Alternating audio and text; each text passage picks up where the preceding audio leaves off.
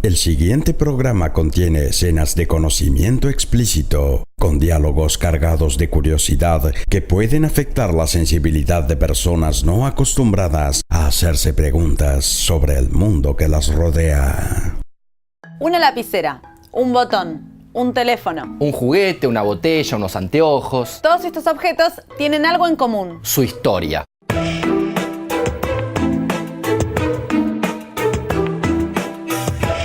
Primero que nada, todos los plásticos son polímeros sintéticos. O sea, polímeros artificiales. La estructura química de los polímeros la estudia en 1920 el alemán Hermann Staudinger. Él descubre que se trata de estructuras químicas muy largas y propone llamarlas macromoléculas. Pero los primeros polímeros sintéticos aparecen mucho antes que esa definición. En 1839, el inventor Charles Goodyear modifica las propiedades del caucho. El caucho es un polímero natural. Proviene del árbol brasilero llamado hebe, que en las épocas de calor se ablanda y queda pegajoso. Goodyear logra que se mantenga seco y flexible a cualquier temperatura. Patenta su producto como vulcanización. Más adelante será el material por excelencia de las ruedas para autos. En 1845 el británico Alexander Parkes estudia el nitrato de celulosa. Y obtiene un nuevo material maravilloso. Parkes lo bautiza, por supuesto, Parkesina. No tiene tanto éxito como Goodyear, pero es un paso decisivo hacia los plásticos que conocemos hoy. En 1868, el estadounidense John Wesley Hyatt trabaja sobre la Parkesina. La mejora y crea el celuloide. Este material se usa durante mucho tiempo en peines, mangos, muñecas, dentaduras, soportes para lentes, pelotas de ping-pong y películas fotográficas. Pero es muy inflamable. En los años siguientes nacen el PVC, el acetato de celulosa, el teflón, el nylon y el PET. También van apareciendo todos los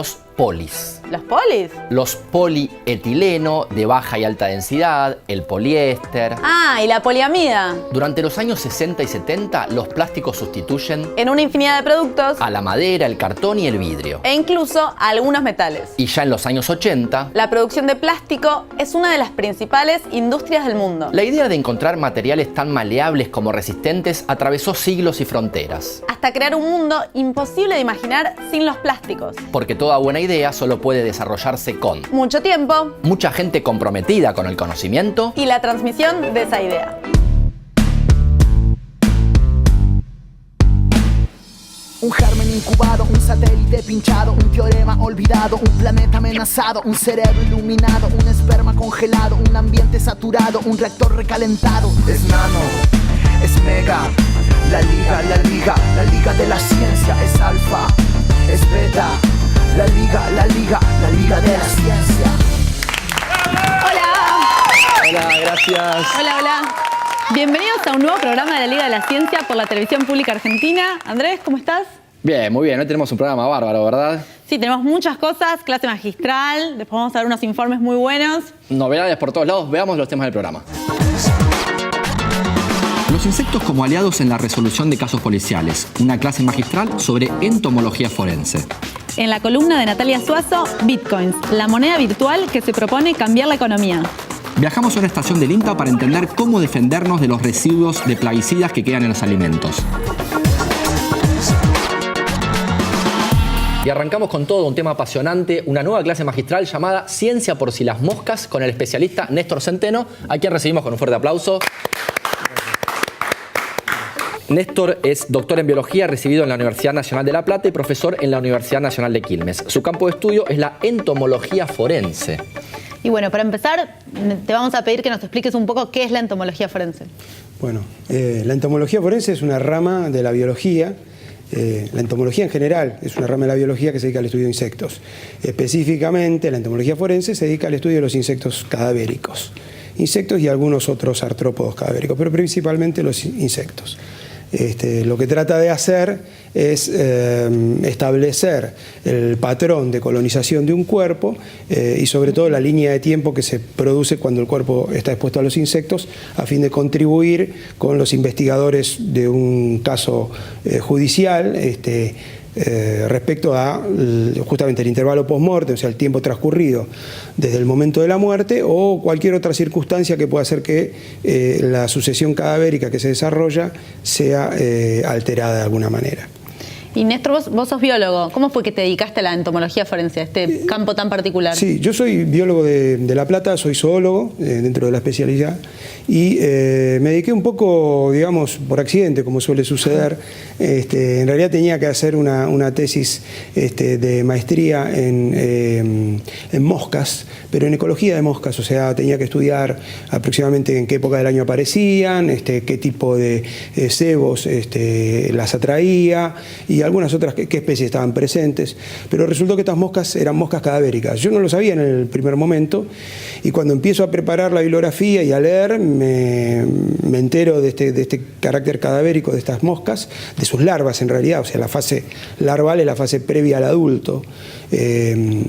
Las moscas describen un ciclo de vida que empieza con el huevo, sigue con la larva, pasa por un estadio intermedio de pupa donde se transforma y luego de allí emerge el adulto. Entonces yo no conocía las larvas de estas moscas, me puse a leer, tomé un curso con la doctora Adriana Oliva, que fue la primera persona que trabajó en el tema aquí. Y bueno, nada, vi que en Argentina no se había trabajado el tema prácticamente en términos de investigación básica, así que inicié con una serie de experimentos de descomposición cadavérica, que esto es poner chanchos a descomponerse en un ámbito rural o en algunos casos urbano. ¿Por qué se eligen chanchos? Se eligen chanchos porque tiene bastante similitud con el cuerpo humano, digamos. Primero en cuanto a tamaño, en cuanto a la relación de masa corporal con el humano, pero sobre todo la relación entre grasas y proteínas. O sea, ¿los insectos que colonizan un chancho son parecidos a los que colonizan un ser humano? Sí, son los mismos. De hecho, hay experiencias en Estados Unidos realizadas contraponiendo cadáveres humanos. Ellos son uno de los pocos que hacen experimentos con cadáveres humanos, ¿no? En la granja de cadáveres de Tennessee. Y han puesto cadáveres de cerdo y cadáveres humanos y han cotejado simultáneamente la fauna cadavérica y no hay diferencias. Las mayores diferencias son por los tamaños, digamos, pero no por la calidad del tipo de especies que lo colonizan. Y vi que en alguna entrevista dijiste que los insectos son testigos privilegiados en la escena del crimen.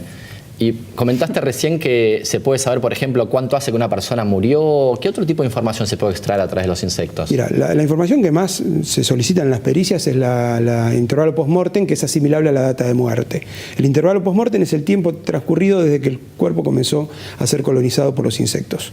Como las moscas suelen colonizarlo inmediatamente, el cuerpo, siempre que tengan acceso franco, es decir, que si un cuerpo está expuesto, incluso aunque sea en invierno, depende de las latitudes también, pero va a haber moscas en el ambiente y en poco tiempo, en pocas horas, a veces minutos, lo empiezan a colonizar. Entonces, a partir de ahí, las larvas empiezan a recorrer todo el cuerpo.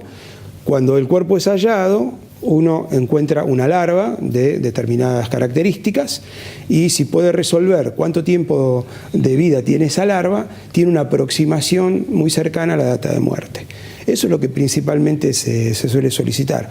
También hay casos donde hay ausencia de fauna cadavérica o la fauna cadavérica es muy incipiente, es decir, me han llegado casos donde había huevos y sin embargo el cuerpo tenía un tiempo de descomposición importante, tanatológicamente hablando, es decir, había avanzado mucho la descomposición de los tejidos, con lo cual había una discordancia entre una y otra y se resolvió que el cuerpo había estado oculto, digamos, en algún sitio, impedía a las moscas de colonizarlo. Claro, Entonces, de alguna forma también puede ser información sobre el lugar entonces de la muerte. Hay información sobre el lugar.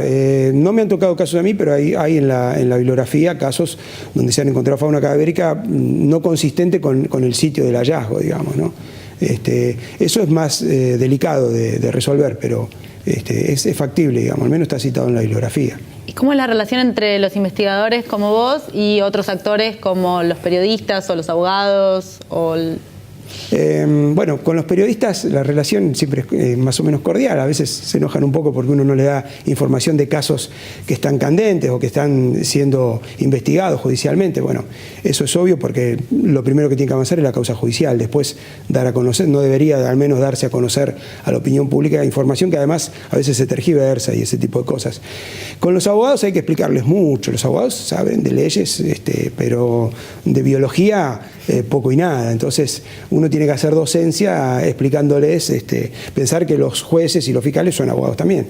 O sea, que hay que explicarle al juez por qué esa larva que tiene tantos días puede indicar que el cuerpo murió hace una semana, por ejemplo, por decirte algo, digamos, ¿no? Y me gustaría que cuentes un poco cómo es tu trabajo en la práctica, tal vez con algún caso paradigmático que las personas conozcan. Sé que estuviste en el caso Pomar, por ejemplo, que de ese tal vez ya se puede hablar porque sí, se conoce. Ha transcurrido un cierto tiempo.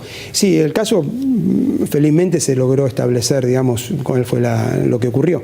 Pero generalmente yo participo de las autopsias poco, pero en el caso Pomar, dada la relevancia mediática que había tomado, porque los habían estado buscando casi un mes y no aparecía toda la familia, me convocaron para participar de la autopsia. Entonces, generalmente yo trabajo primero que los médicos, o sea, cuando el cuerpo es traído a la sala de autopsias, para que no se borren indicios o si hay larvas que se escapen o cosas por el estilo, primero lo miro, hago toda una observación de... A la escena no vas a la escena donde se encuentra el cuerpo.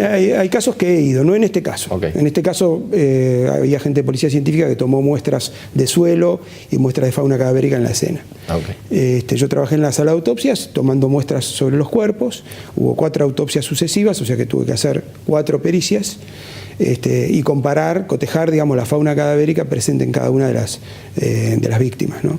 Y una, digamos, prácticamente no hubo discordancias, una concordancia bastante precisa en cuanto al tiempo de descomposición que tenían los cadáveres, que era coincidente con el tiempo en que habían desaparecido, o sea, había ocurrido la muerte el mismo día que habían desaparecido, ¿no?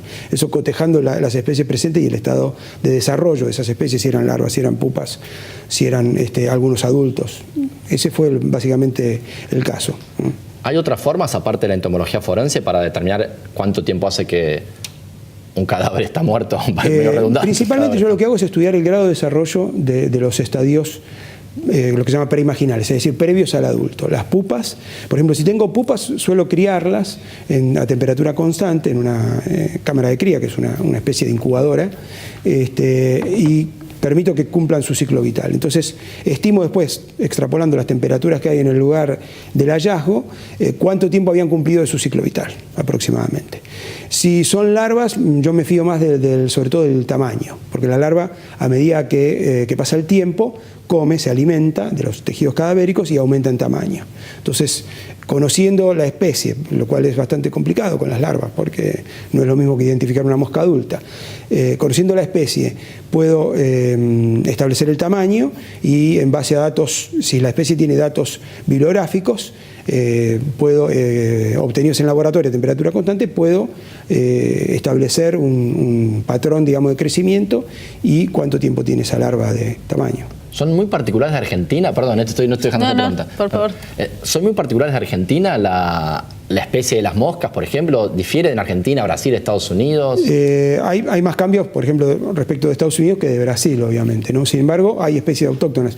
Este tipo de moscas cadavéricas, principalmente es una familia que se llama Califoridae, tiene una distribución cosmopolita, es decir, está en todo el mundo, pero no están las mismas especies en todas partes.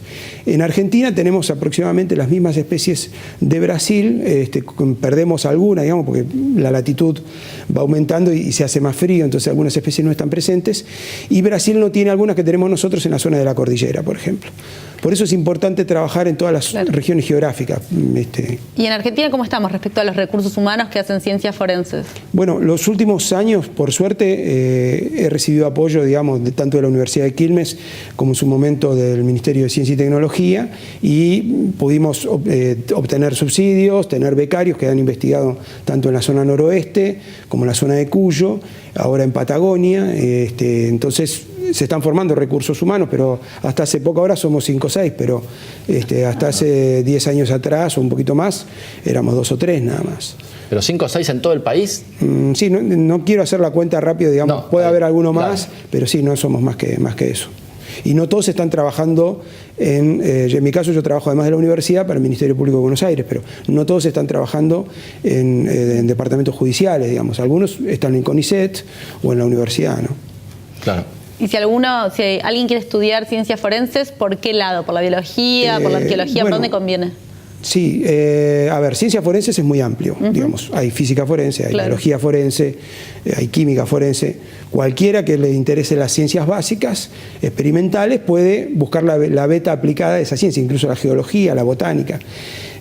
Para estudiar entomología tenés que ser biólogo de base, tener un título en biología y después formarte. Yo aconsejo hacer una tesis doctoral, no es necesariamente una obligación, pero está bueno, digamos, al tener un estudio de tesis doctoral que lleva 4 o 5 años, uno conoce muy bien la fauna cadavérica y conoce sobre todo el proceso de descomposición, que no hay manera de aprenderlo. Ver cuerpos descomponerse ayuda mucho al momento de hacer las pericias.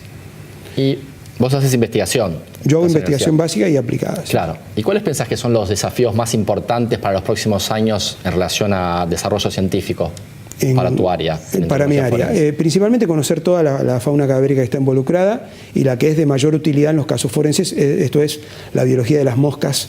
Hay familias, por ejemplo, los califóridos están más o menos conocidos, pero hay familias de... ¿Los qué, perdón? Los califóridos. ¿Eso qué son? Es una familia de moscas cadavéricas. Ah, ok. Que son las más conocidas. Perdón, ya que estamos, ¿son moscas cadavéricas porque solo están en los cadáveres esas moscas? No, no están exclusivamente en los cadáveres, pero sí... los cadáveres constituyen un lugar ideal para criar sus larvas. Se pueden criar también a veces en excrementos, se pueden criar en materia orgánica en descomposición, pero el cadáver es un medio ideal porque tiene una gran cantidad de proteínas y las larvas necesitan proteínas para alimentarse, ¿no es cierto? Pero hay otras familias que no están casi investigadas. Estabas contando que hay otros que se conocen menos, otras especies. Sí. Hay familias enteras que tienen muchas especies, de las cuales, y tienen relevancia forense porque se hallan en cadáveres, de las cuales yo no puedo identificar las larvas porque no hay nadie que haya trabajado con esas larvas. Estamos ahora proponiendo gente a becas de CONICET o a carrera de investigador para que trabaje esos temas, porque sería de relevancia para Argentina, ¿no es cierto? Qué importante hacer ciencia local, ¿no? Y no importar la ciencia forense que se hizo en otros lados, que quizás tienen especies de moscas distintas. Sí, absolutamente. Antes se trabajaba extrapolando datos de Europa y de Estados Unidos, pero resulta que esos datos no eran pertinentes. Incluso hay variaciones para la misma especie entre las poblaciones europeas o norteamericanas con las argentinas. Entonces, uno tiene que tener datos propios, digamos, de la región, ¿no? Y sobre todo de las poblaciones. Vos sabés que hay variaciones genéticas que a veces se dan en el seno mismo de una población. Y eso puede afectar el ciclo vital de la especie. Los tamaños, puede haber variaciones de ese tipo. Entonces es muy importante conocer esa biología, digamos. Bueno, Néstor, tenemos que ir cerrando. Interesantísimo, buenísimo ver que además de ciencia básica, también lo llevas siempre a la práctica y hacer ciencia aplicada. Me parece que está buenísimo, siempre nos interesa enterarnos más de eso. Así que lo despedimos con un aplauso. Muchas gracias. Gracias. Y nosotros nos vamos a un corte y enseguida volvemos con más La Liga de la Ciencia por la televisión pública. Es nano, es mega, la liga de la ciencia es alfa, es beta, la liga de la ciencia.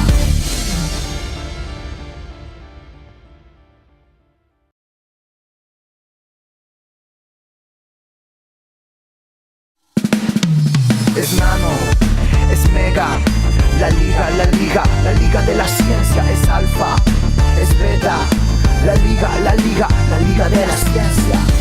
Segundo bloque en la Liga de la Ciencia y ahora vamos a ver un informe que hicimos en la estación agropecuaria que el INTA tiene en Concordia, Entre Ríos.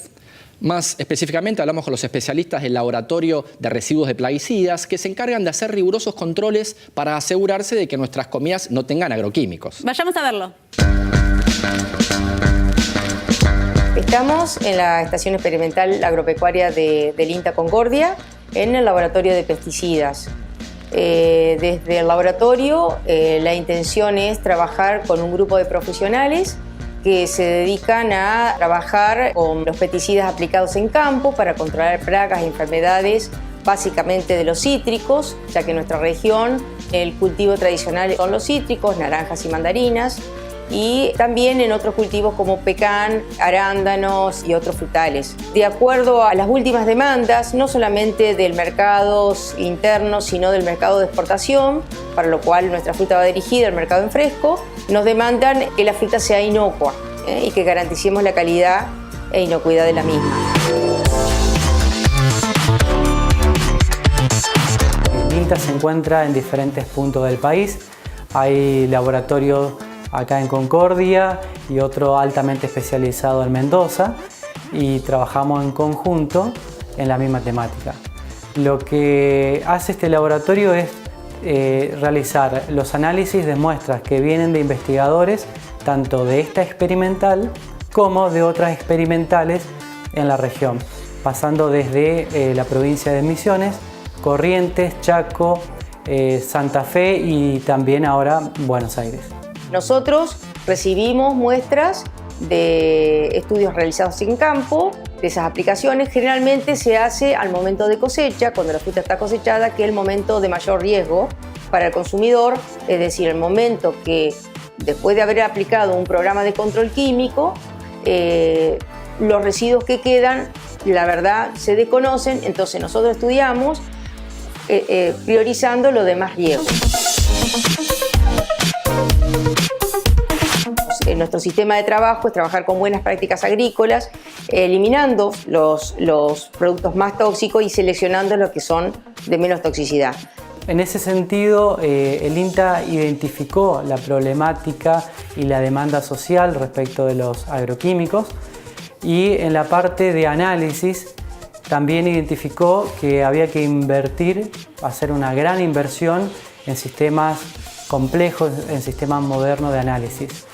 En el tema de residuos de plaguicidas, establecen niveles máximos de residuos de plaguicidas que pueden estar presentes en los alimentos. Nosotros, para garantizar esas exigencias, hacemos estudio en este laboratorio con sistemas cromatográficos. Estos equipos son altamente complejos y son los mismos que se encuentran en los principales países.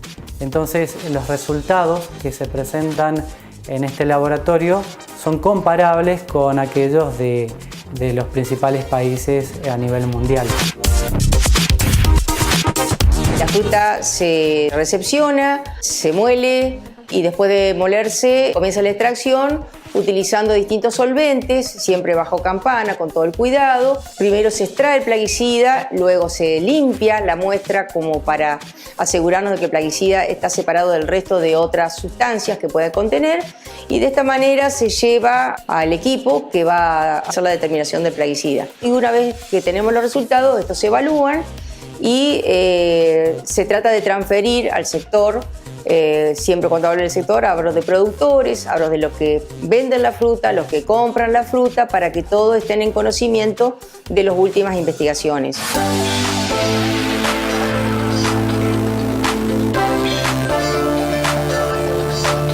También hay demandas en el sector de otros alimentos fuera de fruta y hortalizas, como cereales, carnes, productos lácteos. Demanda en los recursos acuíferos, el agua que consumimos. Hay estudios que encontraron residuos plaguicidas en el río Paraná, estudios que encontraron residuos en el río Uruguay y en otros lugares que se han monitoreado. Entonces se quieren comenzar a dar respuesta en este campo, no solo de pesticidas, sino también de lo que se llaman contaminantes emergentes. Si bien al momento estamos trabajando con frutas, con residuos de pesticidas en frutas, la idea nuestra es ampliarnos a otros vegetales y con miel, y no restringirnos, porque la demanda es en todos los productos de alimentos. Y desde ese punto de vista la idea es mejorar nuestras capacidades con gente, con equipos, con infraestructura, y esperamos que en breve podamos hacerlo.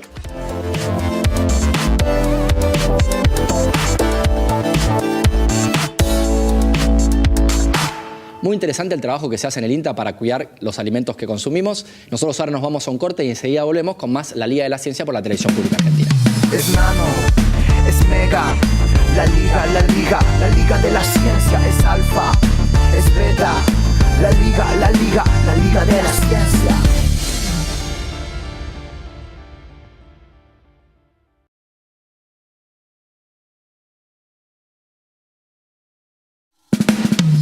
Es nano, es mega, la liga de la ciencia es alfa, es beta, la liga de la ciencia.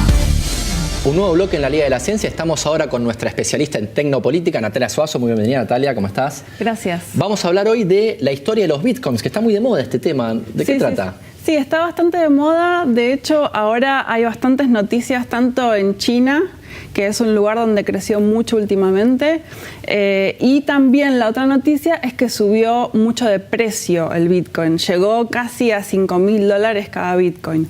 Bueno, una de las noticias fue que lo empezaron a regular en China, porque justamente en China tienen una electricidad, un costo de electricidad muy bajo que permite a los chinos comprar granjas de servidores para trabajar en resolver los problemas que se requieren para generar los bitcoins. Ahora vamos a ver después por qué es esto. Empecemos igual de antes. Sí. ¿Qué son los bitcoins? Bueno, Bitcoin es un sistema, por un lado, un sistema de pagos descentralizado, digamos que no tiene un banco central o una institución que lo respalde. En ninguna parte del mundo. Claro, sino un sistema descentralizado que se compone de una cadena que se llama blockchain, cadena de bloques. Ese blockchain es como si fuera un libro contable que está abierto a todas las personas que participan en el sistema. En ese libro contable se ven todas las transacciones de las personas, lo que no se ve es quiénes son esas personas. ¿Por qué? Porque una parte muy importante, tanto de Bitcoin como de otras criptomonedas, es que están encriptadas las identidades de las personas que hacen las transferencias. Por eso se llama criptomoneda el Bitcoin. Exactamente. Cripto es de encriptada, porque está basada en un sistema que se llama clave pública y privada, digamos lo que es una clave pública y una privada. Uno le da la clave pública, yo se la doy a Eugenia, por ejemplo, ella me transfiere o hace algún intercambio conmigo con mi clave pública, pero yo para poder ver eso o para validarlo, conozco mi clave privada. Una de las cosas súper importantes es que yo sola la conozco, no la anoto en ningún lado, tengo que acordarme de una clave porque esa es la garantía de la seguridad del sistema. Ese sistema se usa para muchas cosas, entre otras para las criptomonedas. ¿Cómo se inventó este sistema? En la base de las criptomonedas hay una ideología que es la ideología libertaria, es decir, un poco el anarquismo, es no confiar en una institución como el Estado, ¿no? Porque todas las demás monedas, como el dólar o el peso, tienen un Estado nacional que dice, bueno, si vos me traes esto, yo te voy a dar algo a cambio, y eso es lo que da, correcto, que le garantiza el valor. Hay un movimiento que se llama el movimiento de los cyberpunks, que está en la base de muchos movimientos de Internet. En la década de los 90, entre otros, por ejemplo, Julian Assange, que después se hizo muy famoso con Wikileaks, pero hay otras personas representativas de este movimiento, que se juntaron y empezaron a crear una serie de tecnologías para que hubiera intercambios no mediados por el Estado, porque según ellos el Estado, pero también las empresas, digamos, concentran muchísimo poder. Y lo que ellos dicen es, nosotros los individuos estamos siendo muy transparentes frente a los estados que tienen mucho poder y lo que tenemos que hacer es revertir la ecuación. Tenemos que volvernos más anónimos frente a esos estados y esos estados se tienen que volver más transparentes. Por eso justamente es una de las cosas que hace Wikileaks es transparentar o, digamos, filtrar datos. Claro. Bueno, ese movimiento de los 90 empezó a trabajar sobre estos temas, pero justamente Bitcoin, el sistema en sí, nace después de la crisis de Estados Unidos de los bancos, ¿se acuerdan 2008? De las hipotecas de 2008? Bueno, después de ahí, después de la quiebra de Lehman Brothers, por ejemplo, a las pocas semanas se publica y se empieza a trabajar sobre un paper de un físico matemático que supuestamente, no sabemos, se supone que se llama Satoshi Nakamoto, un japonés norteamericano que vivía supuestamente en la zona de California. Esto hay mucha especulación, hay documentales sobre si en realidad fue una persona o fueron un grupo de personas. Y firmaron de esa manera. Claro, y lo firmaron también como. Lo cierto es que en el 2009 hubo un paper en el cual se publicó todo el sistema que hoy se usa para intercambiar bitcoins. Exacto. Y hay otras monedas, ¿no? Así sí, digitales, Ethereum, otras criptomonedas.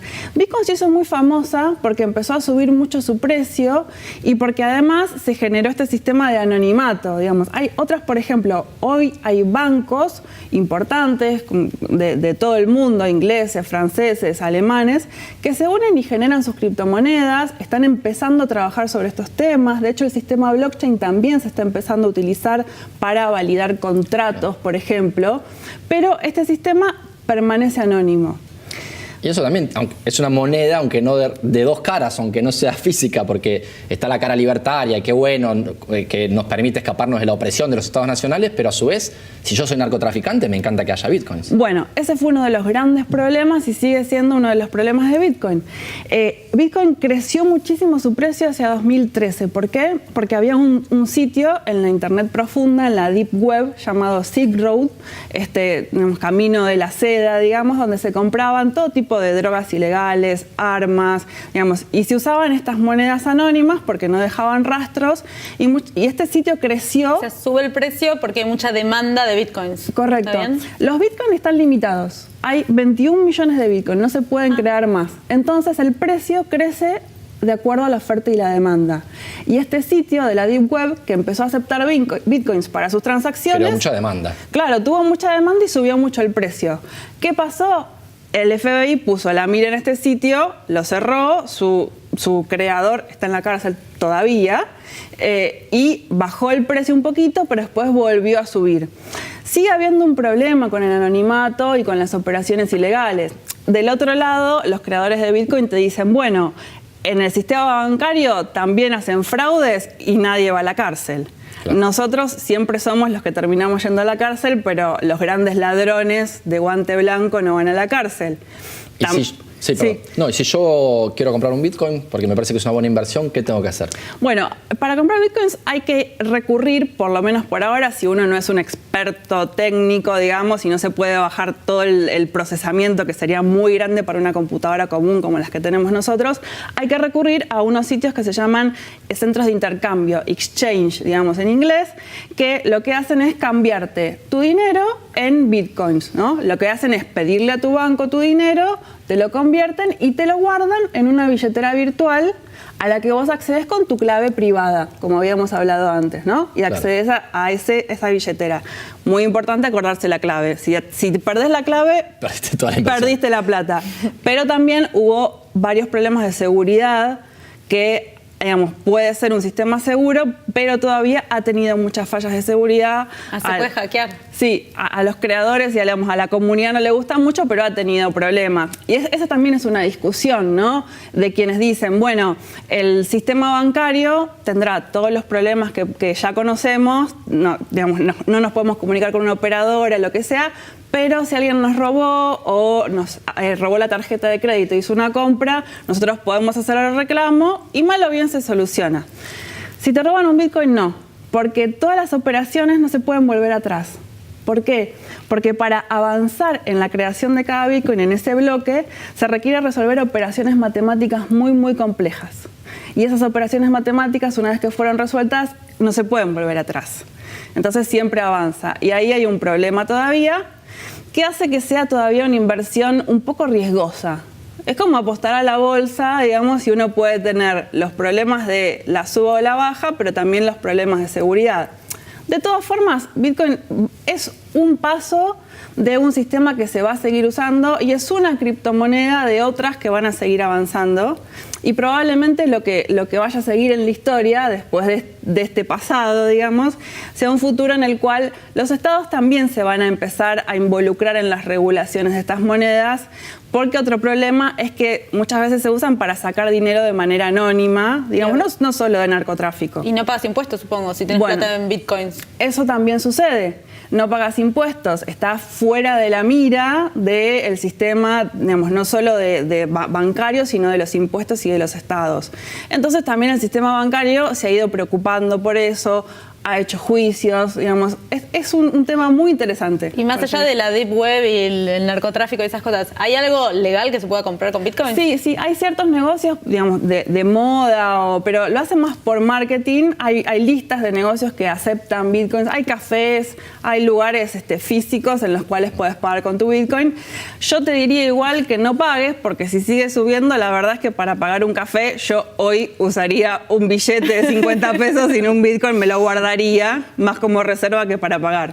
Igual es como decías vos, también es una apuesta, porque mañana lo regula el banco chino y baja de nuevo, ¿no? Y te quería preguntar también, vi que otra forma de obtener bitcoins, además de ir y comprarlos a través de estos métodos que vos decís, es hacer algo que llaman minería. Claro, bueno, la minería, después vamos a mostrar un videito, es una manera de obtener nuevos bitcoins. Los mineros de bitcoin son en general personas que saben de matemáticas, que resuelven operaciones matemáticas complejas y a partir de resolver esas operaciones y hacer avanzar el sistema colaborativamente, se ganan bitcoins. Mira, ¿y podemos ver ese video ahora? Sí, lo podemos ver, es una partecita de un documental. Dale, veámoslo. Most important pieces of the Bitcoin infrastructure are the miners. These are the computers that are tasked with maintaining the ledger of the blockchain, to verify the information, to update it, to make sure that this is trustworthy. So how do we incentivize them to do so? As they are going through the process of confirming transactions, they are simultaneously being subjected to a very, very difficult computing test. The Bitcoin Core protocol is forcing them to look for a number. All of these miners are ultimately competing to be the one that receives that payout every 10 minutes. But really that's the secondary component. They're really being rewarded with Bitcoin for what is the more important task, and that is the validation and verification of transactions and the maintaining of the ledger. Bueno, por lo que veo, yo con mi computadora podría hacer minería y tratar de ganarme la lotería, pero las probabilidades contra personas que tienen estas computadoras gigantescas son bajísimas, ¿no? Sí, y además te vendría una factura de luz muy grande, Claro, que no te recompensaría lo que ganarías con bitcoins probablemente. Tener mi computadora todo lo que da. Bueno, y entonces como conclusión, Natalia, ¿qué hacemos con los bitcoins? ¿Compramos, no compramos? ¿Son buenos, son malos? Bueno, como inversión a futuro, probablemente los que compraron antes les fue bien, así que probablemente siga subiendo, pero es un poco riesgoso, digamos. Si uno está dispuesto a tomar ese riesgo, bueno, puede ser. Y también yo diría esperar, porque este sistema va a seguir avanzando y va a haber otras formas de aplicar esta ingeniería. Y no tenemos que sentirnos un poco culpables por propagar la idea de los bitcoins, sabiendo que hay tantas personas que critican, que dicen que puede generar también, que aumenta el crimen y todo eso. Eso pasa con la tecnopolítica. De eso se trata. De eso se trata. Entendiste todo. Y por eso te tenemos a vos acá. Entendimos todo. Bueno, Natalia, muchas gracias por venir. Como siempre, interesantísimo los temas que nos traes. Nosotros de acá nos vamos a la Facultad de Agronomía de la Universidad de Buenos Aires. Estuvimos charlando con Gustavo Madoni, que es profesor de la Cátedra de Cerealicultura de la universidad. Charlamos sobre los estudios que hacen ellos para estudiar cómo impacta el cambio climático la producción del maíz. Nos contaron cómo impacta en el rendimiento y la calidad. Veamos de qué se trata.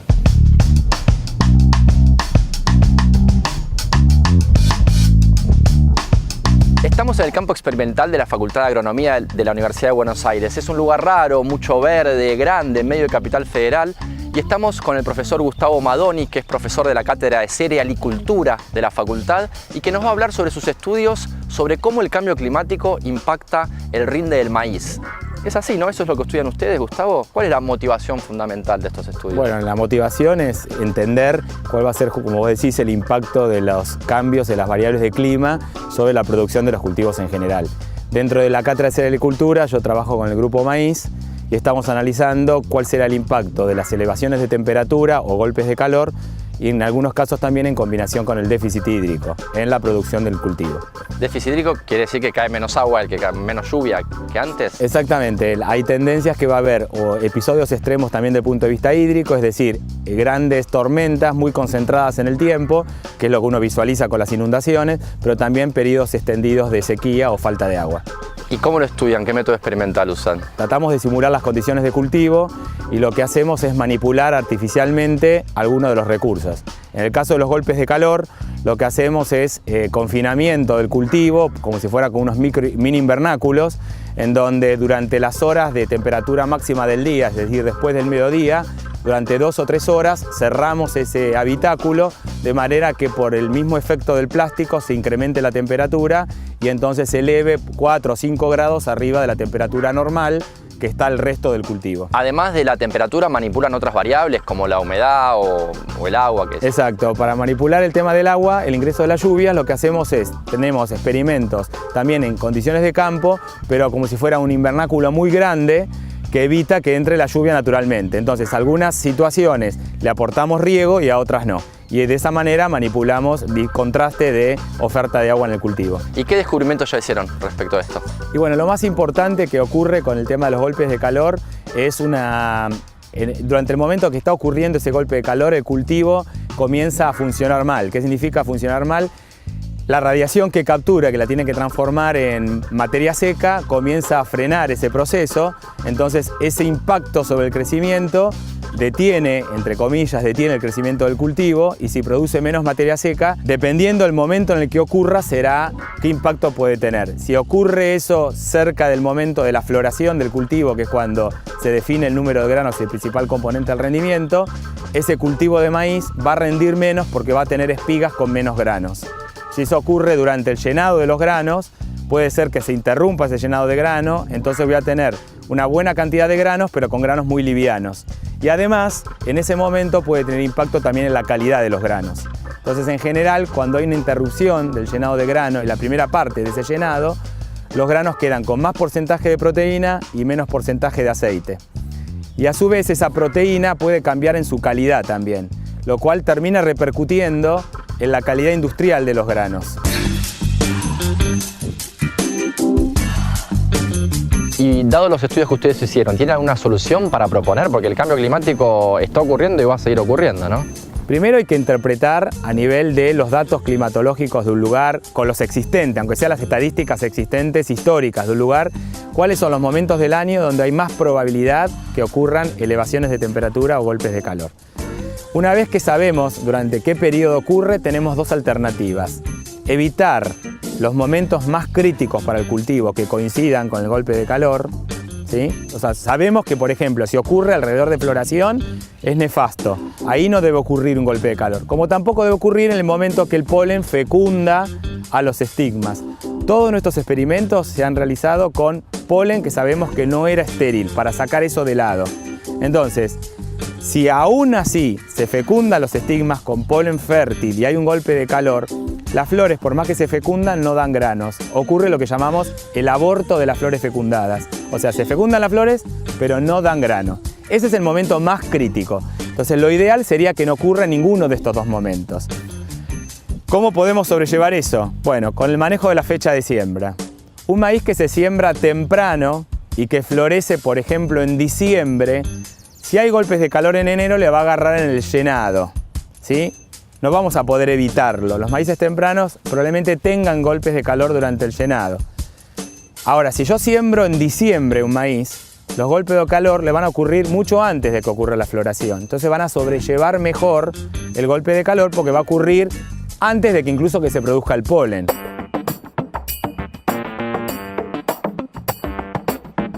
Gustavo, y me imagino que tenés relación con los agricultores, que tus estudios e investigaciones no quedan acá, solo en la facultad, que hay algún tipo de transferencia. ¿Nos puedes contar un poco sobre eso? Todos los estudios que hemos hecho antes sobre el tema de la fecha de siembra o mismo esto de los golpes de calor, los damos permanentemente a difusión, en participación en jornadas con productores. Por un lado, difundimos de esa manera nuestros trabajos, por otro lado, en gacetillas de divulgación, pero también siempre con el rigor científico de publicar nuestros trabajos en revistas internacionales con referato, en donde los pares de otros lugares del mundo evalúan la calidad de nuestra producción.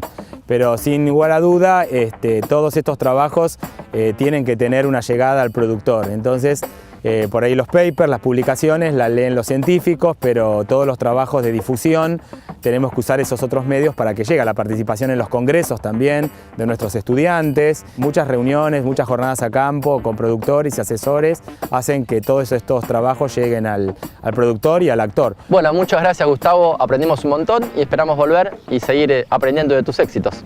Bueno, muchas gracias por haber venido y siempre es bueno poder contarle a la gente y al pueblo que está pagando nuestros estudios en qué estamos trabajando. Eso es muy importante. Así que gracias por dejarnos difundirlo. Es nano, es mega, la liga de la ciencia. Es alfa, es beta, la liga de la ciencia.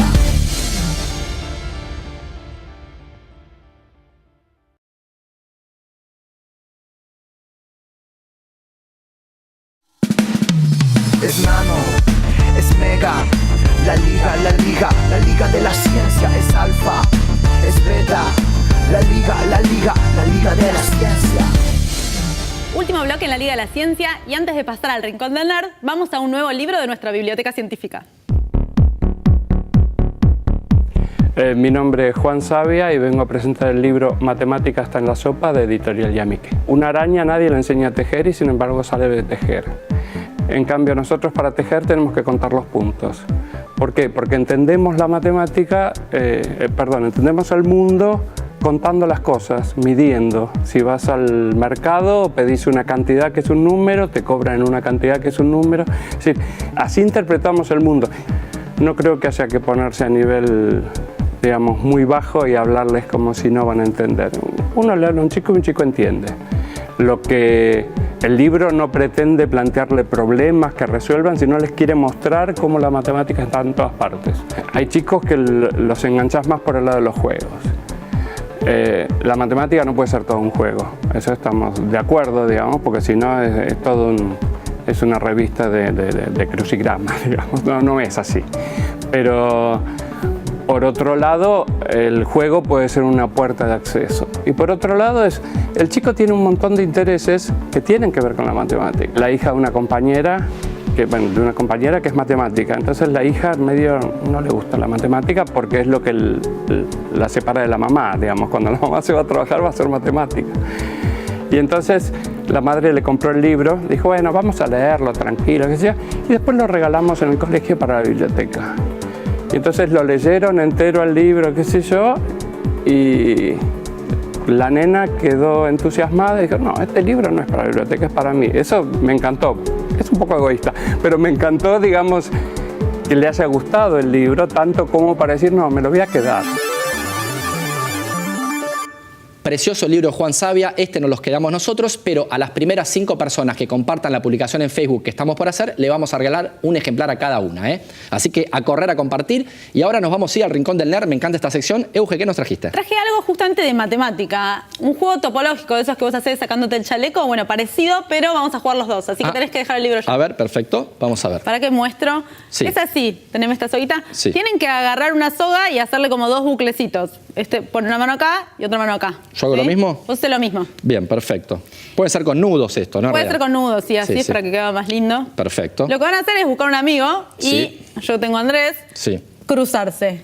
Y el desafío es, sin soltarse los bucles de las manos, hay que desatarse. ¿Vos crees que es posible? Yo me parece imposible, les confieso que estuvimos tratando recién, yo le dije a Euge que es imposible, hasta que mostró la solución y le creí que era posible. O sea, pueden probar todo el rato, nosotros porque no tenemos mucho tiempo, vamos a tener que mostrar la solución. Vamos, pero jueguen un rato, desafíen a un amigo. La solución es muy simple, espero que se note, a ver. Hay que pasar esta cuerda por acá y sin soltarme yo, la paso por la mano de Andrés. Y miren lo que pasa. ¡Tarán! Es maravilloso, maravilloso. ¿no? Para la cantidad de tiempo que estuvimos probando hace un rato, la solución es pero mágica. Bien, casi. una vez más, lo hacemos una vez más. A ver, para Dale. que se note bien. A ver, ¿cómo es entonces? Pasás tu bucle por uno de los lazos de mi mano, ¿no? Sin soltarme. Sin soltar, pasa el bucle y ese mismo bucle que pasó lo pasa por mi mano. Ahí va. Ahí está. Y ya sale. ¡Tarán! Espectacular, no pareciera, pero la verdad es que increíble. Me encanta esta sección del Rincón del Nerd, me encanta cuando me sorprendés, Euge, pero nos tenemos que ir. Nos vemos la semana que viene. En la Liga de la Ciencia. Por la televisión pública argentina. ¡Chao! No, vamos a seguir probando. Un esperma congelado, un ambiente saturado, un reactor recalentado. Es nano, es mega. La liga de la ciencia es alfa, es beta. La liga de la ciencia. Yeah, one shot. Hey yo, un protón muy excitado, un neutrón descolocado, un genoma descifrado, un fantasma del pasado, un microbio liberado, un pronóstico acertado, un desastre anunciado, un volcán descontrolado. Es nano, es mega. La liga de la ciencia es alfa, es beta. La liga de la ciencia.